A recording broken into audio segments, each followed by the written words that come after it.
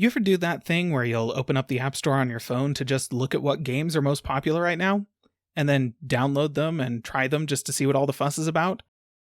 And then realize after about 10 minutes that you've made a terrible mistake and that the mobile games everyone plays are almost universally sewer filth, and then you declare that you'll never do anything so boneheaded again, going so far as to issue an edict that you'll rescind a few months later when you get sufficiently bored?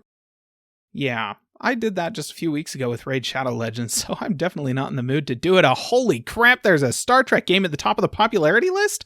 What universe is this? Have the masses finally gained the understanding and perspective to widely appreciate the masterwork that is Gene Roddenberry's Star Trek? Oh, wait, that's the Enterprise from J.J. Abrams' lens flare verse. This doesn't bode well. To say I'm disappointed by Star Trek Fleet Command would be the understatement of the decade, though I'll grant you the decade is still young. It's a Star Trek game in about the same way that the F key on my keyboard is a Star Trek movie, and that they both make reference to the English language that everyone in the universe inexplicably speaks. It's using the reboot cast from the series of unfortunate Treks that started in 2009 and thankfully drove itself out of existence by basically trying to be worse Fast and Furious movies in space! This is an inauspicious place to start, given that basically any Trekkie could tell you that while there was nothing inherently wrong with the cast or the concept behind the reboot, the execution was decidedly not what anybody who wanted a Star Trek movie was looking for. And conveniently, the same categorization carries over to this corporately mandated movie tie-in mobile game, a game genre whose very name may in fact cause a brain tumor, so be careful how frequently you resort to its utterance. The game is also wearing the cloak of MMORPG, where the massively multiplayer aspect is covered by the occasional player ship floating around the map, and the constant tick of conversation at the top of your screen, while the role-playing element is made up of crew and ship upgrades that expend the sparsely available in-game currencies that can be best accessed through expenditures of actual money, and do absolutely nothing to invest you in the success of either the ship or characters beyond what could be accomplished with a poorly conceived trading card game. Side note, did you know Star Trek has one of those too? It's almost like the corporate suits don't understand why people like the franchise. Surely this is the first evidence of that phenomenon. Look, I knew this was grotelated freemium garbage going in. I'm not going to suggest otherwise. I was just hoping it might be grotelated freemium garbage that was at least tangentially related to one of my favorite fandoms. But from the beginning, it's pretty clear that only the most tenuous of fraying nylon string would be connecting this vomitorium to the IP of Stars or Treks.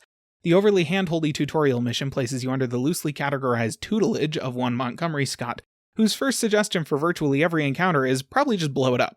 And then after basically a few minutes, even he leaves and hands you off to the care of a generic AI character who is basically Siri, but even less helpful, more obnoxious, and with less personality. There's even less Star Trek in here than there will be sanity in you after a few hours of playing, and shockingly, there's even less gameplay than that. In fact, the only gameplay elements I could readily identify among the massively overcrowded UI and associated detritus were microtransaction-focused ship upgrades and autopiloted combat. Here's an interesting suggestion for any developers interested in going after the Star Trek IP and its shockingly loyal fanbase. Maybe plan on giving us the ability to negotiate with people? This is a show that is famous for teasing the occasional interplanetary ship battle and then pivoting at the last second to some kind of diplomatic or scientific resolution. Does that sound kind of boring? Not if you write it correctly, you pansies.